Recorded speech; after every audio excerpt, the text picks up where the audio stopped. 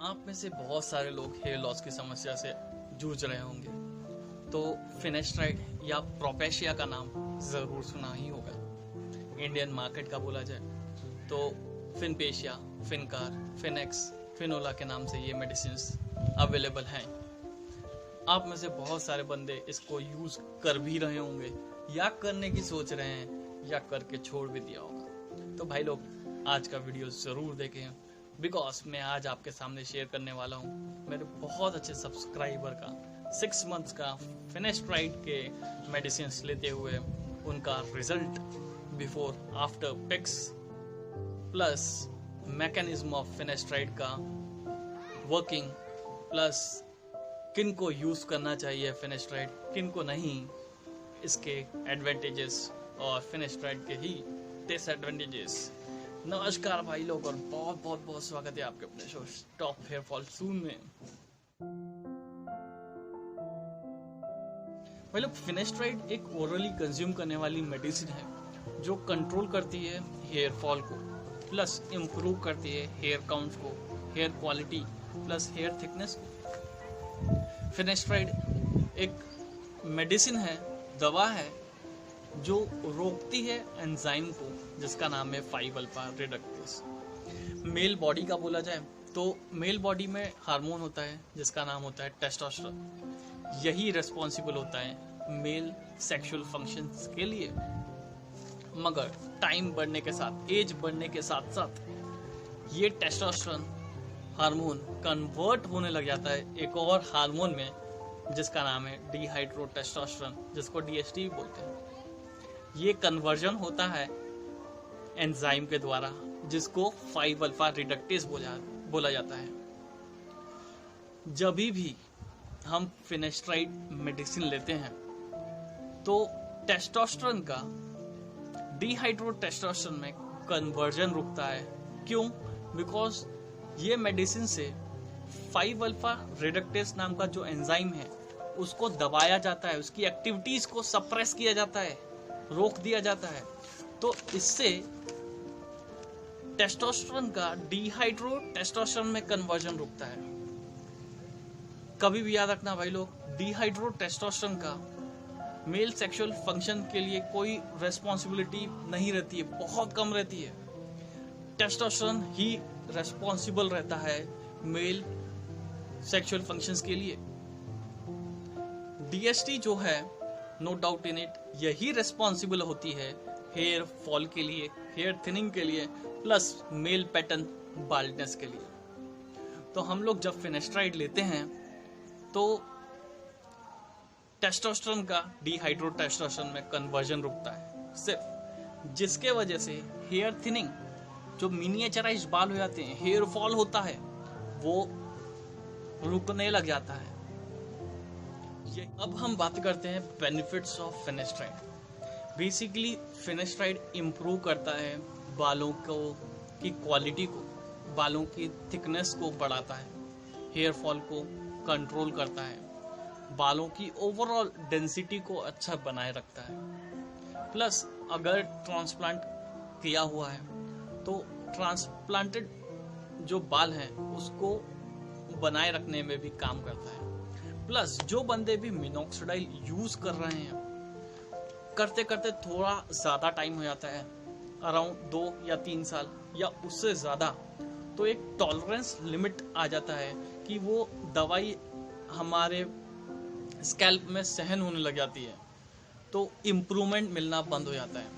वो टाइम में कुछ टाइम पीरियड के लिए फिनेस्ट्राइड यूज कर सकते हैं for a period of 6 to 8 months, और वो टाइम में मिनॉक्सिडाइल रोक सकते हैं। फिर बाद में आप मिनॉक्सिडाइल रेगुलर यूज कर सकते हैं और फिनेस्ट्राइड रोक सकते हैं, जिससे जो मिनॉक्सिडाइल का टॉलरेंस लिमिट है उसको कंट्रोल किया जा सकता है।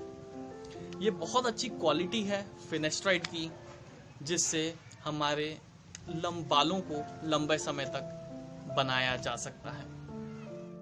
अब आते हैं भाई लोग फिनेस्ट्राइड के डिसएडवांटेजेस का या नेगेटिव इफेक्ट को बोला जाए तो ये बहुत ही रेयर होता है, या टू सम एक्सटेंट 1 to 2% लोगों को ही जो यूज कर रहे हैं उनको ही होता है। या मिथ ही है टू सम एक्सटेंट।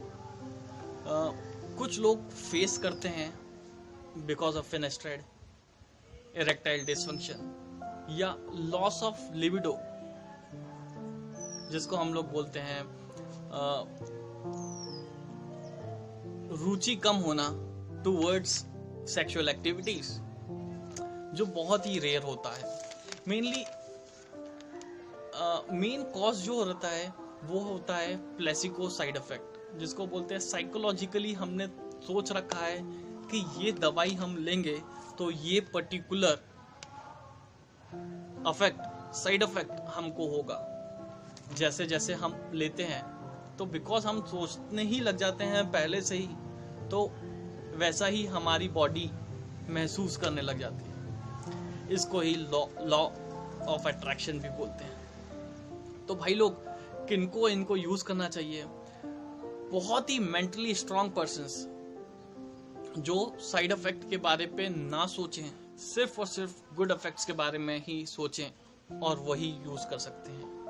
प्लस जो की थिंकर्स होते हैं कि भाई नहीं भाई, इससे तो मुझको ये नेगेटिव इफेक्ट होना ही है, तो भाई it's better not to use finasteride, है ना भाई लोग। अब आते हैं टूवर्ड्स केस स्टडी। एक अच्छे सब्सक्राइबर हैं जो फिनेस्ट्राइड टैबलेट मेडिसिन लिया है और उनको बहुत अच्छा रिजल्ट मिला है। मैं चाहता हूं आप लोग के साथ शेयर करूं उनका रिजल्ट। ये वीडियो उनके कुछ पिक्स हैं, बहुत ही अच्छे 6 मंथ का रिजल्ट है, ये आप देखें और वापस आएं। ये रिजल्ट है भाई लोग अच्छे सब्सक्राइबर का, जिनका नाम है नमन श्रीवास्तव, जो पिछले अराउंड 6 महीनों से ही यूज़ कर रहे हैं फिनेस्ट्राइड, ले रहे हैं वंस अ डे 1 mg का डोज। और उनका प्रीवियस पिक्स आप देख सकते हैं before using finasteride. Mid scalp area खाली है, आप जूम पे भी देख सकते हैं, प्लस बाद के पिक्स में भी देख सकते हैं। Mid scalp area badly affected है।